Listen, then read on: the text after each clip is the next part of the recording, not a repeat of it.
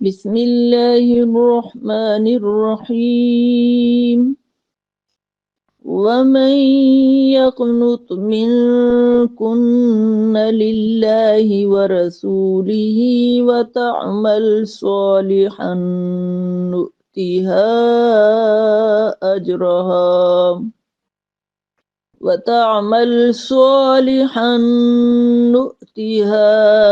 أجرها مرتين وأعتدنا لها رزقا كريما يا نساء النبي لستن كأحد من النساء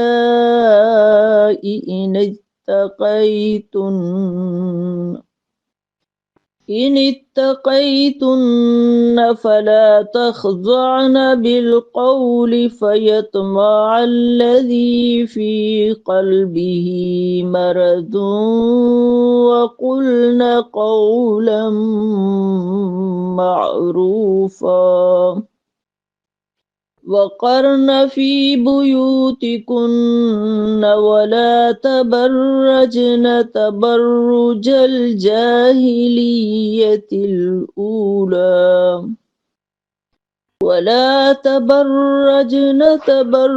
الجاهلية الأولى وأقمنا الصلاة وآتينا الزكاة وأطعنا الله ورسوله إنما يريد الله ليذهب عنكم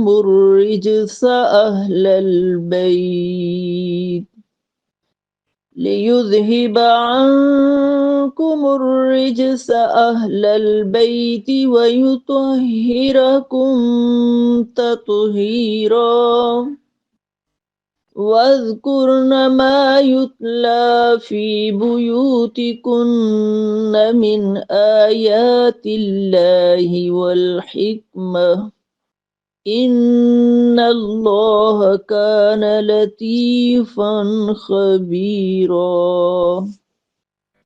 اعوذ باللہ من الشیطان الرجیم بسم اللہ الرحمن الرحیم 22ویں پارے کے آغاز میں سورہ الاحزاب ہے، اس کے بعد سورہ سبا، سورہ فاطر اور سورہ یاسین کا ابتدائی حصہ ہے۔ سورہ الاحزاب کی بہت اہم آیات، بہت اہم موضوع موجود ہیں۔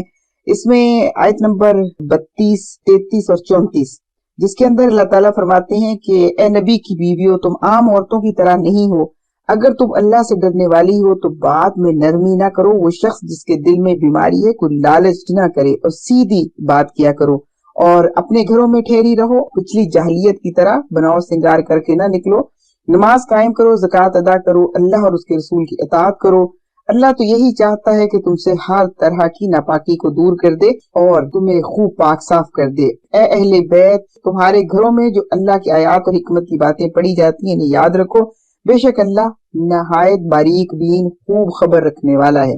یہ 3 آیات ہیں 32، 33 اور 34 جس کے اندر ازواج مطہرات کے لیے جو خاص ہدایات دی گئی ہیں۔ پہلی بات تو یہی ہے کہ وہ ضرورت کی بات معروف انداز سے کریں، گھروں میں رہیں، اظہار زینت کے ساتھ نہ نکلیں، نماز قائم کریں، زکوٰۃ ادا کریں۔ یہ وہ احکام ہیں جو ازواج مطہرات کے ذریعے پوری امت کی خواتین کے لیے ہیں، اور یہ حضور صلی اللہ علیہ وسلم کی امت کی ہر خاتون کے لیے یہی اسوہ ہے، یہی حکم ہے۔ ان ازواج مطہرات کا نام لے کر جو احکام نازل ہوئے ہیں ان میں بہت بنیادی اصولوں کی طرف متوجہ کیا گیا ہے۔ نمبر 1، وقار اور سنجیدگی۔ اس سے مراد یہ ہے کہ گفتگو میں نرمی اور دل لبھانے والا انداز اختیار نہ کیا جائے تاکہ معاشرے میں فتنہ پیدا نہ ہو۔ یہ ہدایت صرف ازواج مطہرات ہی کے لیے نہیں بلکہ ہر مسلمان عورت کے لیے عفت اور وقار کا معیار ہے۔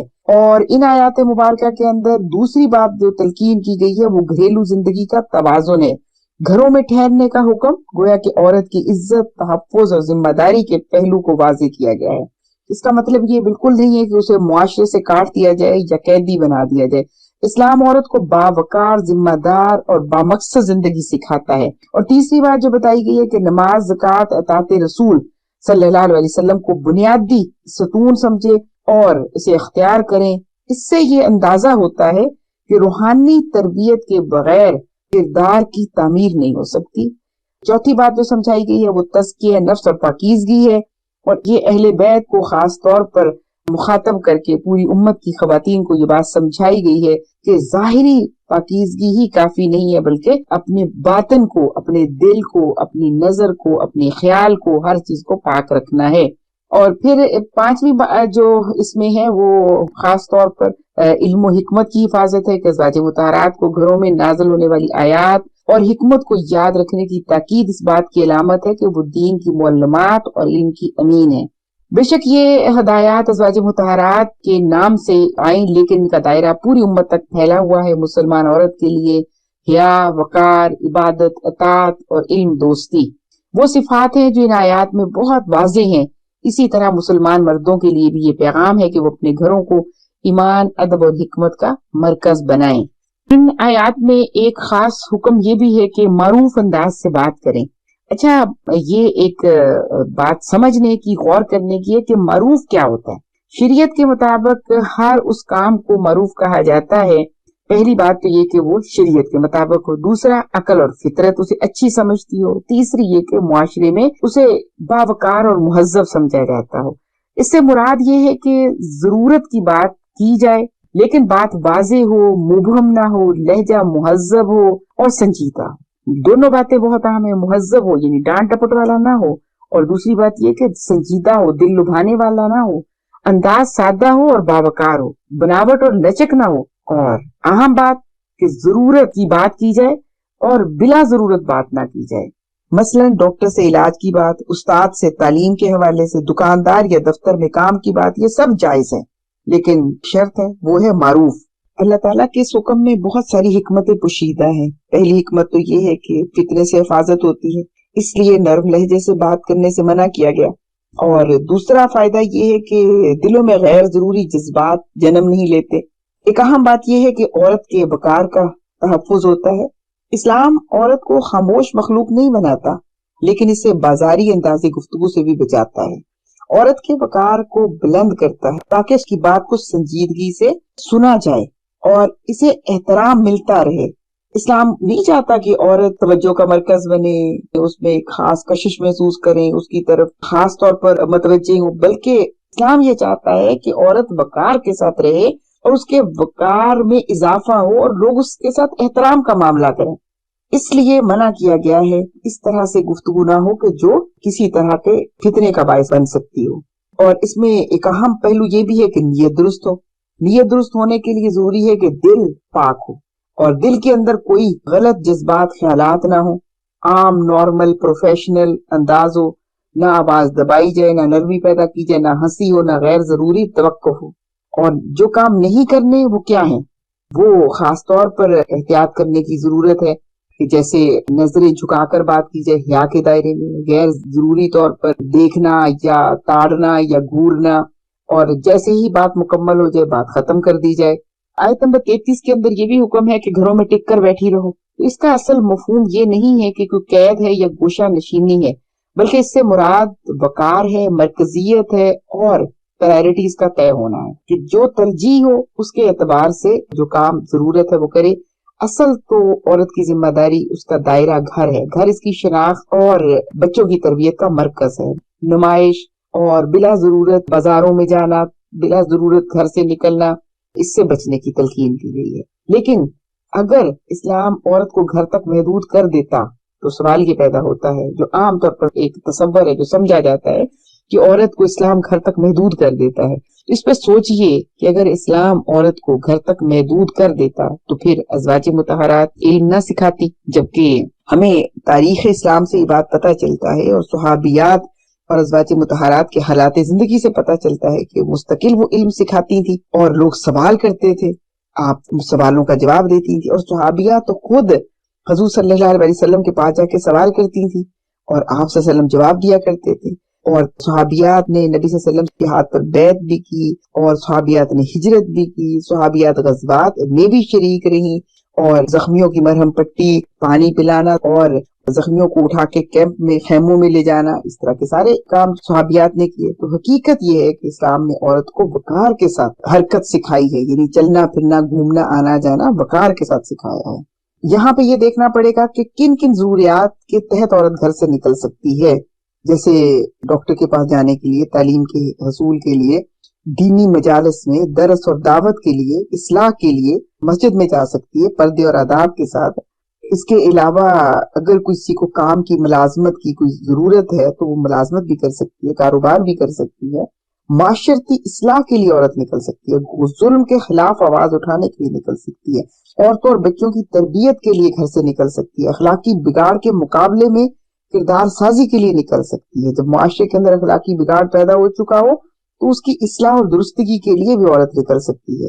अकामते दीन की जब हम बात करते हैं तो अकामते दीन का मतलब सिर्फ मस्जिद में नहीं है कि अकामते दीन सिर्फ मस्जिद में होगी। अकामते दीन का मतलब है दीन को जिंदा निजाम बनाना। ये घरों में, ज़हनों में, मुआशरे में, सब जगह पर इस काम की जरूरत है। तो लिहाजा हर जगह पर अल्लाह के दीन को कायम करने के लिए औरत जा सकती है।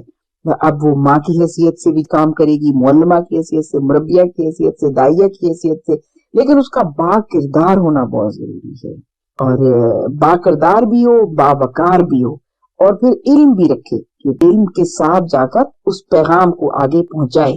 जो कुछ काम नहीं करने के वो देखने की जरूरत है कि बिला जरूरत घर से नहीं निकलना, और बहुत सारा बनाओ सिंगार करके नहीं निकलना कि जीनत दिखाते फिरे। इजहार जीनत से मना किया गया है, यानी हर वो चीज जो औरत की तरफ गैर जरूरी तवज्जो खींचे, जिसका मकसद या नतीजा नुमाइश हो, इसमें शामिल है। बहुत ज्यादा मेकअप करके चमकदार या ऐसा लिबास पहन लेना कि जो जिस्म से चिपका हुआ हो, खुशबू जो दूर दूर तक महसूस हो, चलने बोलने का अंदाज ऐसा हो जो दूसरों को मुतवज्जे कर ले। यहाँ पर असल मियार नियत नहीं है कि ये कहा जाता है हमारे यहाँ कि नियत दुरुस्त होनी चाहिए। यहाँ नियत मुराद नहीं है, यहाँ जाहिर मुराद है, क्योंकि कुरान ने ये वाज़े तौर पे कहा है कि जहलियत ऊला की तरह बनाओ सिंगार ना किया करो। पुराने जमाने में जैसे खवातीन बनाओ सिंगार करके बाहर निकलती थी, इस तरह से नहीं निकलो। तो इसमें नियत का कोई अमल दखल नहीं है, तो लिहाजा यहाँ नियत मुराद नहीं होगी बल्कि अमल मुराद होगा। अगला हुक्म नमाज कायम करना और ज़कात अदा करने का है। यहाँ लफ्ज नमाज कायम करना आया है, पढ़ना नहीं। नमाज कायम करना यानी नमाज को पाबंदी से भी अदा करना है, वक्त अदाब और खुशू भी है, और नमाज को जिंदगी का मरकज और निजाम बनाना भी है। नमाज के असरात को अमल में जाहिर करना भी है। नमाज सिर्फ जाए नमाज तक महदूद ना रहे बल्कि किरदार, मुआमलात, रवैयों में नजर आए। इसमें सारी वो चीजें शामिल होंगी, नमाज की अदायगी के लिए पूरा सिस्टम बनाना, और फिर जो उसके मकासद हैं कि बेहयाई और बुराई से रोकती है, अल्लाह के करीब करती है, और अल्लाह की याद का जरिया है, ये सब चीजें हासिल हों। और जो अल्लाह के साथ अहदो पैमान है नमाज के दौरान, उसका ख्याल रखा जाए। और ज़कात अदा करने से मुराद ज़कात असल में लफ्ज़ है तज़किया से निकला हुआ, जिसका मानी है पाक करना, बढ़ाना, संवारना। ज़कात देने वाला जो है गोया के अपने माल को पाक करता है, दिल से बुखल और खुदगर्जी को निकाल देता है, मुआशरे के कमजोर तबके को सहारा देता है। ज़कात सिर्फ रकम देना नहीं बल्कि समाजी जिम्मेदारी को कबूल करना है कि मुआशरे में उन लोगों की जरूरियात को पूरा करना जो महरूम है। ज़कात के जाहिर बहुत सारे फवायद हैं कि दिल के अंदर से बुखल निकल जाता है और अल्लाह की मोहब्बत पैदा होती है। एक दिल के अंदर दो मोहब्बतें तो नहीं हो सकती, दुनिया या अल्लाह। तो जब दुनिया की मोहब्बत कम होगी तो अल्लाह की मोहब्बत बढ़ेगी, दूसरों का दर्द महसूस होगा। और तबकाती फर्क जो सबसे बड़ा मुआशरे का मसला है कि मुआशरा तबकाती तकसीम का शिकार हो जाए, आपस की मोहब्बत खत्म हो और एक तबका गरीब जो है वो अमीरों का दुश्मन हो जाए, तो इस तबकाती तकसीम को कम करता है और मुआशरे में तवाज़ुन पैदा करता है। सूरत अल अहज़ाब की आयत नंबर 35 के अंदर साले मुआशरा, साले अफराद की सिफात का उन्वान मौजूद है। इस आयत में अल्लाह ताला ने 10 बुनियादी सिफात गिनवाई हैं और हर सिफ्त को मर्दों और औरतों दोनों के लिए यकसा बयान किया है। फिर आखिर में सबके लिए मगफरत और अजर अजीम का ऐलान फरमाया है। ये दरअसल फर्द की तैयारी है, किरदार की तामीर है, और साले मुआशरे की बुनियाद क्या बनती है? यही एक फर्द है, एक इंसान है। जब उसकी तरबियत हो जाती है, जब उसकी सीरत की तामीर हो जाती है, तो फिर अच्छा मुआशरा, साले मुआशरा बनता है। ऐसा मुआशरा बनता है जो आगे बढ़ता है, जो तरक्की करता है, जो एक दूसरे के साथ मददगार होता है, मुआविन होता है नेकियों में, तो इनकी सिफात क्या है? नंबर 1 इस्लाम, फर्माबरदारी, कि मर्द और औरत जो अल्लाह के सामने झुक जाने वाले हों, अल्लाह के सामने मती हो जाएं, फर्माबरदार हो जाएं। फर्माबरदारी का मतलब क्या है? कि अपनी मर्जी को, अपनी ख्वाहिश को, अपनी सोच को, अपने अमल को अल्लाह के हुक्म के ताबे कर दें। ये मुआशरे की बुनियादी शनाख्त है। और दूसरी बात क्या है? ईमान। ईमान का मतलब कि दिल का यकीन है, दिल का यकीन शऊर के साथ है, शऊरी वाबस्तगी, महज वरासती मुसलमान होना नहीं, ऐसा मुसलमान नहीं होना कि हमें विरसे में इस्लाम मिला, बल्कि समझ कर पूरे शऊर के साथ इस्लाम को कबूल करना, उसे मानना, उस पर यकीन करना और उस पर कायम रहना। ईमान मुआशरे को अंदर से मजबूत करता है। और तीसरा अतातो फरमा बरदारी, अल्लाह और उसके रसूल सल्लल्लाहु अलैहि वसल्लम के अहकाम को जिंदगी में नाफिज करना। अहकाम को सिर्फ मानना नहीं, अमल करना। ये सिफ्त नज़्म ज़ब्त पैदा करती है।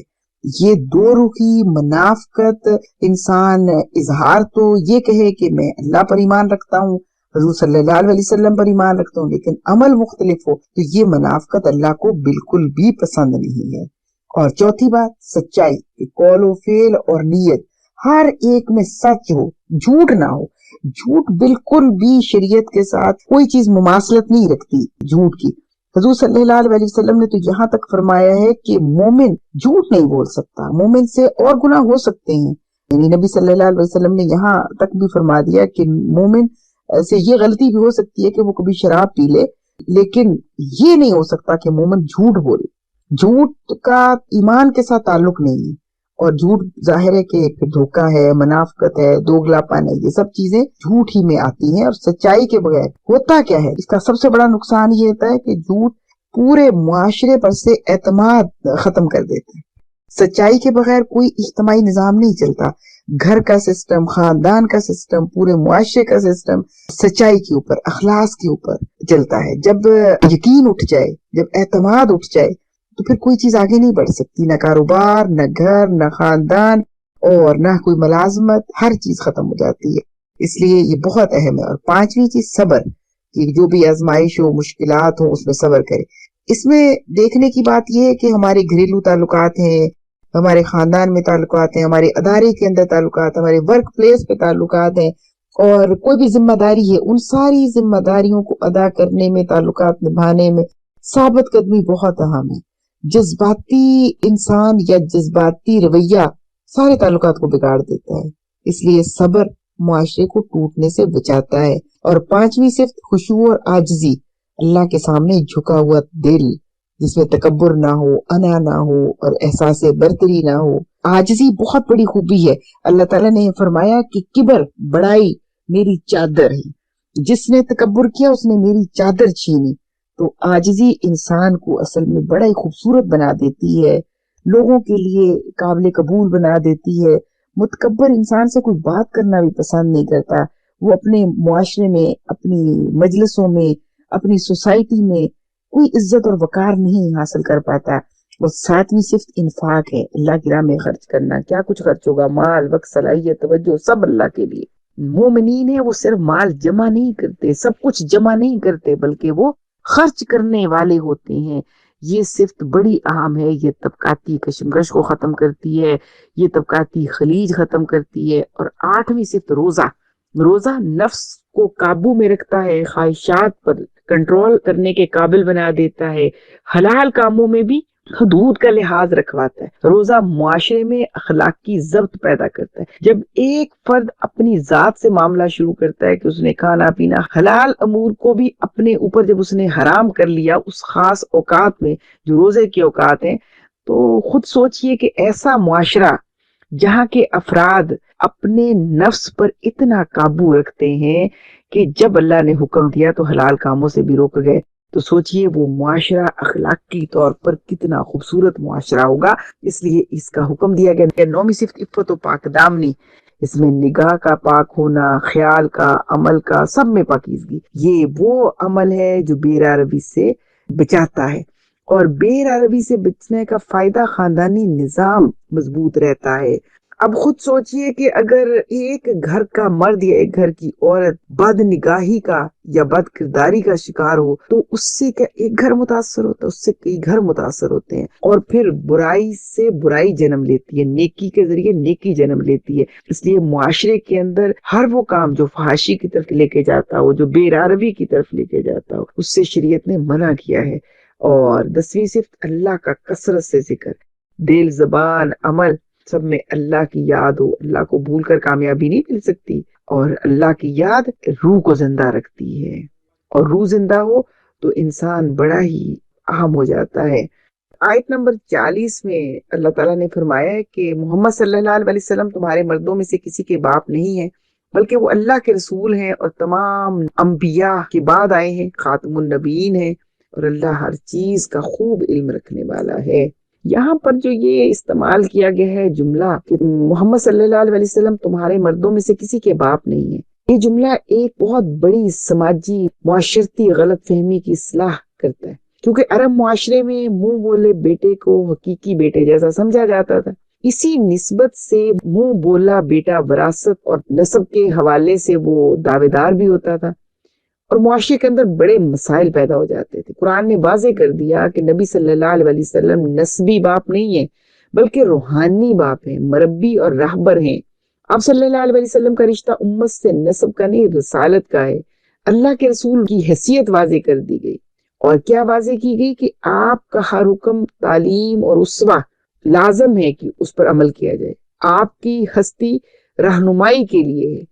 یہ جملہ آپ کے مقام، اختیار اور اطاعت کی حیثیت کو واضح کرتا ہے۔ خاتم النبیین دراصل ہمارا عقیدہ ختم نبوت ہے۔ یہ آیت کا مرکزی اور فیصلہ کن حصہ ہے۔ خاتم النبیین کا مطلب ہے جو انبیاء کا سلسلہ شروع ہوا تھا، حضور صلی اللہ علیہ وسلم پر آ کر ختم ہو گیا، مہر لگ گئی۔ آپ کے بعد کوئی نیا نبی نہیں آئے گا، نہ شریعت والا ہوگا نہ غیر شریعت والا ہوگا۔ یہ بالکل واضح بات سمجھا دی۔ نبوت آپ صلی اللہ علیہ وسلم پر ختم ہو گئی، مہر لگ گئی۔ یہ ہمارا عقیدہ ہے، یہ قرآن سے ثابت ہے، سنت سے ثابت ہے، اور پوری امت کا اجماع ہے اس بات کے اوپر۔ اور اس عقیدے کی بہت بڑی حکمت ہے جس پر ہمیں سوچنے کی ضرورت ہے۔ پہلی بات تو یہ کہ نبی صلی اللہ علیہ وسلم پر جب ہم یہ عقیدہ رکھتے ہیں آپ خاتم النبیین ہیں، اس کا مطلب ہے کہ دین مکمل ہو گیا، ہدایت مکمل ہو گئی، اب شریعت محفوظ ہے، کسی نئے نبی کی ضرورت ہی باقی نہیں رہی۔ اور دوسری بھی حکمت کیا ہے اس ختم النبیین کے عقیدے سے ہے کہ امت کی ذمہ داری، امت کو پتہ ہے کہ اب نبوت کا سلسلہ ختم ہو گیا، اب دین کو زندہ رکھنا امت کی ذمہ داری، امت مسلمہ کی ذمہ داری ہے۔ دعوت، اصلاح، اقامت دین، یہ سب امت کی اجتماعی ذمہ داری ہے۔ اور تیسری حکمت اس ختم نبوت کے عقیدے کو سمجھنے کے لیے امت کا اتحاد، کہ اگر نبوت کا دروازہ کھلا رہتا پھر کیا ہوتا، تین ٹکڑوں میں بٹ جاتا، ہر دور میں نیا دعویٰ فتنہ بنتا۔ ختم نبوت نے امت کو تحریف اور انتشار سے محفوظ کیا ہے کہ اب کوئی نبی نہیں آئے گا، لہٰذا کوئی نئی شریعت نہیں، کوئی نئی بات نہیں، جو قرآن ہے وہی شریعت ہے، مکمل ہے، کامل ہے۔ اور نبی صلی اللہ علیہ وسلم کی سنت اور آپ کی سیرت مطہرہ، آپ کی احادیث مبارکہ، یہ پورا ذخیرہ موجود اور محفوظ ہے۔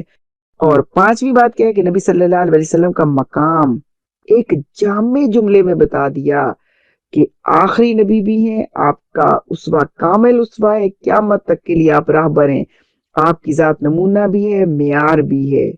حضور صلی اللہ علیہ وسلم کا ذکر صرف تاریخ کے حوالے سے نہیں بلکہ عملی زندگی کے لیے، کہ آپ ایسی ہستی ہیں کہ آپ کے اسوہ حسنہ پر، آپ کی اسوہ مبارک پر عمل کیا جائے، اور عمل کرنا لازم ہے، آپ کی سنت کو اپنانا، اختیار کرنا لازم ہے، اور آخری نبی صلی اللہ علیہ وسلم کو پیغام کو سمجھ کر، سنبھال کر آگے اگلی نسلوں تک پہنچانا لازم ہے۔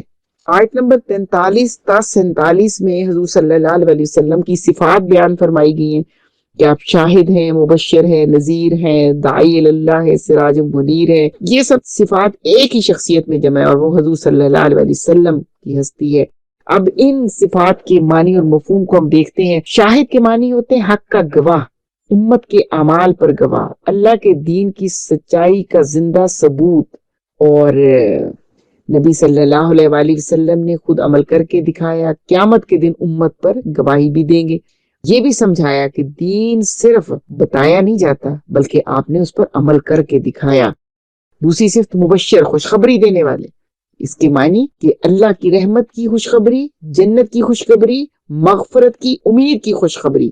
اور اس میں بڑی حکمت ہے کہ اللہ تعالیٰ نے مایوسی سے بچایا اور امید کا حوصلہ دیا، رحمت کا حوصلہ دیا، ٹوٹے دلوں کو جوڑا ہے، گناہ گاروں کو اللہ سے جوڑا ہے، اور ساتھ یہ بتایا کہ دین صرف خوف کا نام نہیں بلکہ امید کی روشنی ہے۔ تیسرا نام نذیر، ڈرانے والا، کہ اللہ کی پکڑ سے آگاہ کرنے والا، گناہ، ظلم اور نافرمانی کے نتائج بتانے والا۔ اگر صرف خوشخبری ہی دی جائے تو انسان غفلت میں پڑ جاتا ہے، لہذا انسان کی تربیت کے لیے خوشخبری کے ساتھ ساتھ اس کو خوف ہونا بھی ضروری ہے۔ اور ڈراوا، نذیر ہونا ضمیر کو جگاتا ہے، ذمہ داری کا احساس دلاتا ہے، محبت کے ساتھ انجام سے خبردار کرنا بھی بہت بڑی رحمت ہے۔ چوتھی صفت دائی اللہ، اللہ کی طرف بلانے والے، لوگوں کو اپنی ذات کی طرف نہیں، کسی قوم یا فرقے کی طرف نہیں بلکہ صرف اللہ کی طرف بلانے والے، کیونکہ یہ اخلاص کی انتہا ہے کہ نہ شہرت چاہیے، نہ اقتدار چاہیے، نہ ذاتی فائدہ چاہیے۔ مشن نبوی یہی ہے، حضور صلی اللہ علیہ وسلم کا یہ مشن ہے کہ انسان کو اللہ سے جوڑنا ہے۔ سراج منیر، اس کے معنی خود روشن ہے، دوسروں کو روشنی دینے والے ہیں، اندھیروں میں راستہ دکھانے والے ہیں، کہ صرف احکام دینے والے نہیں ہیں بلکہ کردار کی روشنی بھی دینے والے۔ یہ آپ نے عمل کر کے دکھایا، جہالت، ظلم، اخلاق کی اندھیرے کو ختم کر کے دکھایا۔ آپ صلی اللہ علیہ وسلم کی سیرت مبارکہ سے، آپ کی سنت سے ہر اندھیرا ختم ہوا اور روشنی پھیل گئی۔ سورہ احزاب کی آیت نمبر 6 اور 50 کے اندر تعدد ازواج کا موضوع ہے، جس کے اندر سمجھایا گیا ہے اس کی حکمت بھی اور اس کا حکم بھی۔ تو اللہ تعالیٰ فرماتے ہیں کہ نبی صلی اللہ علیہ وسلم مومنوں پر ان کی جانوں سے زیادہ حق رکھتے ہیں۔ نبی صلی اللہ علیہ وسلم کی بیویاں مومنوں کی مائیں ہیں۔ اس سے یہ بات واضح ہوا کہ ازواج مطہرات کا مقام عام عورتوں سے بہت بلند ہے، وہ امہات المومنین ہیں۔ ان سے نکاح نبی صلی اللہ علیہ وسلم کے بعد کسی کے لیے جائز نہیں ہے، چاہے تعداد کتنی ہی ہو۔ یہ آیت تعداد سے زیادہ مرتبہ اور حرمت واضح کرتی ہے۔ اس کے بعد آیت نمبر 50 کے اندر خاص طور پر نبی صلی اللہ علیہ وسلم کو اجازت دی گئی ہے، وہ بیویاں جنہیں آپ نے مہر دیا ہے وہ جائز ہیں آپ کے لیے، اور وہ خواتین جو قیدی بن کر آئی ہیں وہ بھی جائز ہیں۔ قریبی رشتہ دار عورتیں جن کی شرعی اجازت تھی، اور وہ مومنہ عورت جو خود کو نبی صلی اللہ علیہ وسلم کے لیے پیش کر دے، یعنی بغیر مہر کے۔ پھر آخر میں واضح کر دیا کہ یہ اجازت صرف نبی صلی اللہ علیہ وسلم کے لیے، عام مسلمانوں کے لیے نہیں ہے۔ تو نبی صلی اللہ علیہ وسلم کی ازواج کی تعداد جو ہمیں پتہ چلتی ہے وہ زیادہ تر رائے جو ہے وہ 11 کے حوالے سے ہے، کہ ایک وقت میں ویسے نبی صلی اللہ علیہ وسلم کے پاس 9 ازواج موجود تھی، 2 ازواج کا انتقال پہلے ہو چکا تھا۔ حضور صلی اللہ علیہ وسلم کا مقصد ان نکاح کا، ایک تو عربوں کا یہ قاعدہ کلیہ تھا کہ وہ جس قبیلے کو بیٹی دیتے تھے اس کے ساتھ بہت اچھے تعلقات رکھتے تھے، ان کے ساتھ جنگ نہیں کرتے تھے، قبائل سے تعلق بنانا مقصود تھا، اور بیواؤں کی کفالت کی غرض بھی تھی، اور معاشرے کی اصلاح کے لیے ازواج مطہرات نے حضور صلی اللہ علیہ وسلم کے پیغام کو عام عورتوں تک پہنچایا اور دین اسلام کی دعوت دی، تربیت کی صحابیات کی، معاشرے کی خواتین کو دین اسلام کی طرف قائل کیا، دینی تعلیم کو عام کیا، پہنچایا عام مسلمانوں میں۔ اور نبی صلی اللہ علیہ وسلم میں ظاہر ہے کہ تعدد ازواج کے اعتبار سے معاملہ فرق ہے، کہ عام مسلمان کو حکم دیا گیا کہ زیادہ سے زیادہ 4 بیویاں، لیکن اس میں شرط عدل، کہ عدل کر سکتے ہو تو بیک وقت 4 بیویاں رکھ سکتے ہو، اگر عدل نہیں کر سکتے تو ایک پر بھی اکتفا کرو۔ لیکن نبی صلی اللہ علیہ وسلم کے لیے اللہ کے حکم سے، اللہ کی اپنے دین کے لیے خاص حکمت اور مسلک، تو اللہ تعالیٰ نے حضور صلی اللہ علیہ وسلم کے لیے اس کے لیے کوئی پابندی نہیں لگائی، آپ کے لیے کوئی حد مقرر نہیں کی، کیونکہ نبی صلی اللہ علیہ وسلم کی زندگی وقف تھی اللہ کے دین کے لیے، اور آپ اللہ کی طرف سے بھیجے گئے آخری نبی جو امام الانبیاء تھے، تو آپ نے دین کو پہنچانا، آپ نے دین کو قائم رکھنا، اور آپ نے زندگی کے عملی ہر میدان کے اندر رہنمائی کرنی، اور عورتوں کے مسائل کی بھی، مردوں کی بھی۔ تو اس لیے اللہ تعالیٰ کا یہ خاص حکمت کے تحت حضور صلی اللہ علیہ وسلم کو اس لحاظ سے پابند نہیں کیا۔ پھر آیت نمبر 59 کے اندر پردے کے حکام ہے کہ اے نبی صلی اللہ علیہ وسلم اپنی بیویوں، اپنی بیٹیوں اور مومنوں کی عورتوں سے کہہ دو کہ وہ اپنے اوپر اپنی چادروں کے پلو لٹکا لیا کریں گے، اس کے زیادہ قریب ہے کہ وہ پہچان لی جائیں، انہیں اذیت نہ دی جائے۔ اللہ بہت بخشنے والا اور نہایت رحم فرمانے والا ہے۔ یہ حکم حضور صلی اللہ علیہ وآلہ وسلم کے ذریعے پوری امت کی عورتوں تک پہنچایا گیا۔ اس آیت میں پردے کا حکم دیا گیا ہے۔ پہلی بات، کس کس کو دیا گیا ہے؟ اس میں 3 طبقات کا ذکر ہے۔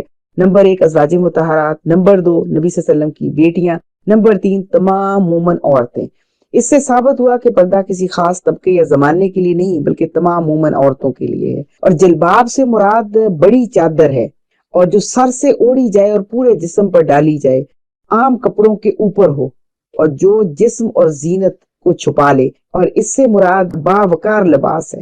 لٹکا لینے کا مفہوم یہ ہے کہ اپنے اوپر لٹکا لیں، یعنی چادر کو صرف کندھوں پر نہ رکھیں بلکہ اس طرح سے ڈالیں کہ جسم کے خد و خال چھپ جائیں، زینت نمایاں نہ ہو۔ یہ ڈھانپنے کا حکم ہے، صرف سر ڈھانپنے کا نہیں۔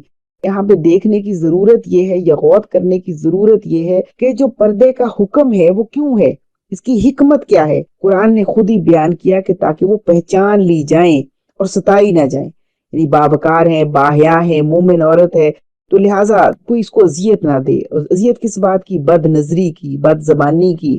یہ آیت مبارکہ دراصل گھر سے باہر نکلنے کے حوالے سے رہنمائی کرتی ہے کہ جب گھر سے باہر نکلیں گے تو کیا معاملہ ہوگا، گھر کے اندر کیسے رہنا ہے۔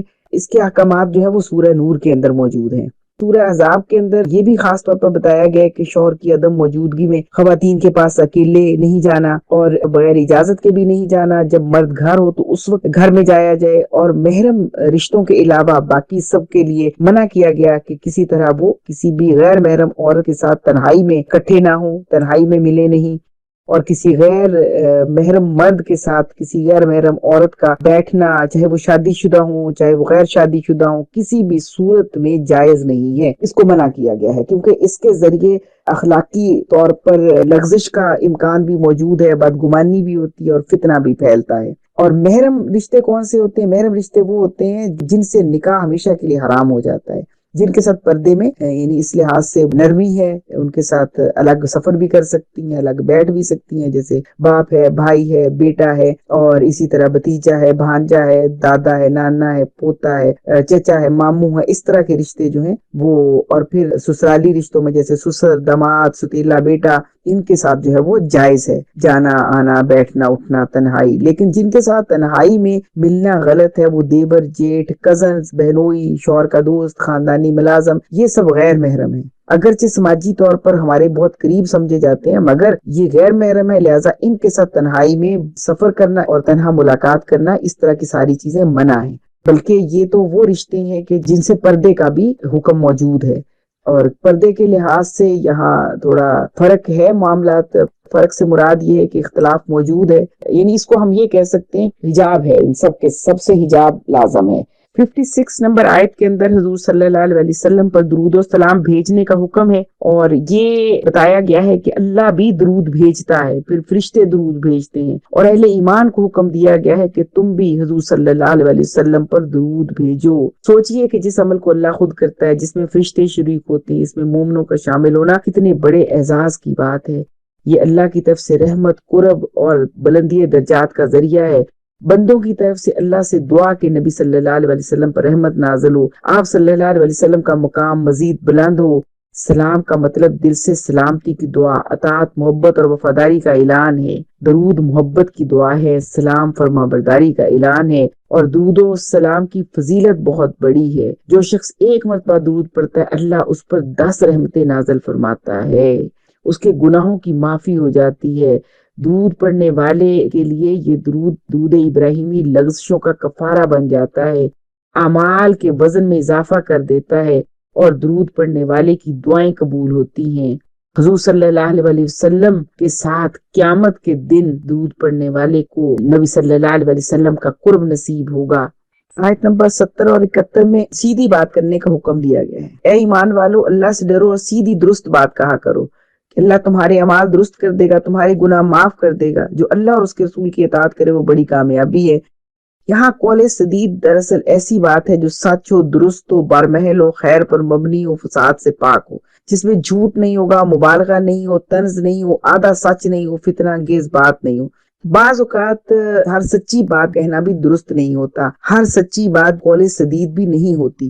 وہ بات جو اصلاح کی بجائے بگاڑ پیدا کر دے وہ قول سدید نہیں ہے، کہ جیسے تلخی سے تلخ بات کہہ دینا، سخت بات کہہ دینا، دل آزاری کر دینا۔ اگر کچھ بات کہنی ہے تو سمجھداری کے ساتھ، حکمت کے ساتھ، نرم انداز سے، مقصد اصلاح ہو اور طریقہ بھی اصلاح ہی کا ہو۔ اور قول سدید کا دائرہ جھوٹ میں، بہتان میں، غیبت میں، تاننے میں یہ حرام ہے۔ خیر خواہی اور نصیحت کے ساتھ ہے، اور وعدے میں پورا کیا جائے، جو بات کہی جائے اسے پورا کیا جائے۔ اس کا تعلق بات کو حکمت کے ساتھ بیان کرنے کا تعلق ہماری گھریلو زندگی سے، ہماری معاشرتی زندگی سے اور ہماری اجتماعی زندگی سے بہت زیادہ ہے۔ لہٰذا کسی بات کو تیر کی طرح مار دینا یا پتھر کی طرح مار دینا یہ تعلقات کو خراب کرتا ہے۔ اس لیے بات صحیح ہو، طریقے سے ہو، حکمت سے ہو، نرمی سے ہو۔ اس آیت مبارکہ سے جو بات ہمیں سمجھ آتی ہے وہ یہ کہ زبان کی اصلاح پورے جسم کی اصلاح کا دروازہ ہے۔ تو اسی لیے حضور صلی اللہ علیہ وسلم نے فرمایا کہ جو اللہ اور اس کے رسول صلی اللہ علیہ وسلم کی اطاعت کرے وہی کامیاب ہے۔ اس کے بعد سورہ سبا ہے جس میں قوم سبا کا ذکر ہے۔ آیت نمبر 15 تا 19 میں یہ بتایا گیا ہے کہ ایک ایسی قوم تھی جو خوشحال بھی تھی، محفوظ بھی تھی، منظم بھی تھی، نعمتوں میں ڈوبی بھی ہوئی تھی۔ اور یہ قوم کون سی تھی؟ قوم سبا۔ اللہ تعالیٰ فرماتے ہیں کہ ان کے لیے ان کے اپنے وطن میں ہی نشانی تھی۔ قوم سبا کی خوشحالی کی تصویر اللہ تعالیٰ نے پیش کی کہ سرسبز و شاداب زمین تھی ان کے پاس، دائیں اور بائیں باغات تھے، پانی کا بہترین انتظام تھا، تجارت میں آسانی تھی، سفر محفوظ تھا، رزق اور راحت کی فراوانی تھی، یعنی محنت کم اور سہولت زیادہ، خوف بھی نہیں تھا، امن بھی تھا، اور کسی چیز کی قلت نہیں تھی، فراوانی تھی۔ اللہ نے بس ایک چھوٹا سا مطالبہ رکھا تھا کہ اپنے رب کا رزق کھاؤ اور اس کا شکر ادا کرو۔ اللہ تعالیٰ نے نہ لمبی عبادات مانگی، نہ بڑی قربانیاں مانگی، صرف شکر مانگا۔ شکر کیا ہے؟ شکر کا مطلب صرف زبان سے الحمدللہ کہنا نہیں تھا، بلکہ نعمت کو اللہ کی طرف ہی منسوب کرنا، نعمت کو صحیح جگہ استعمال کرنا، غرور کے بجائے عاجزی کرنا، اور اطاعت کو زندگی کا حصہ بنانا۔ پھر ناشکری کہاں سے آئی؟ قرآن نے بتایا کہ انہوں نے منہ موڑ لیا۔ یہ منہ موڑنا ایک دن میں نہیں ہوا، آہستہ آہستہ ہوا۔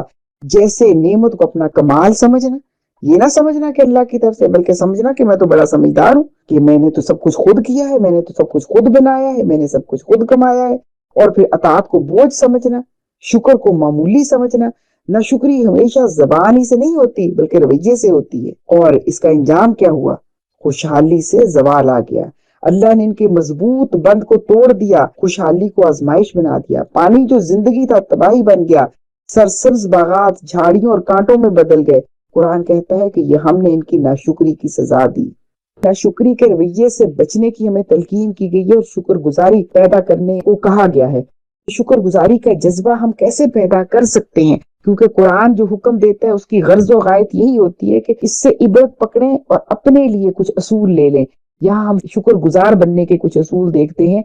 اسی لیے تو اللہ تعالیٰ نے ہمیں الحمدللہ سکھایا کہ ہر نعمت پر اللہ کی تعریف اور حمد بیان کریں۔ اور دوسری بات یہ سکھائی گئی اور بہت اچھا اصول ہے کہ دوسروں کی زندگی سے موازنہ نہ کریں، اور جب بھی مشکل میں ہو تو نعمتوں کو یاد کریں، اور دنیا کی نعمتوں میں اپنے سے نیچے والے کو دیکھیں اور نیکی میں اپنے سے اوپر والوں کو دیکھیں۔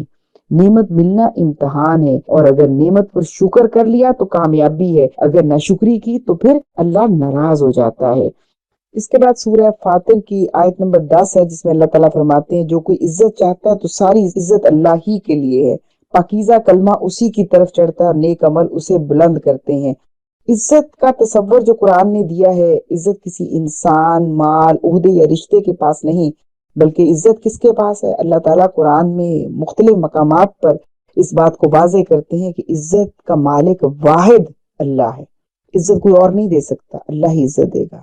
مطلب اس کا یہ ہے کہ جب ہمیں عزت چاہیے ہو، کسی سے بھی چاہیے، گھر میں، گھر والوں سے، خاندان والوں سے، معاشرے میں، تو کس سے عزت مانگے؟ اللہ سے۔ رزق کا تعلق بھی کہاں سے ہے؟ اللہ سے۔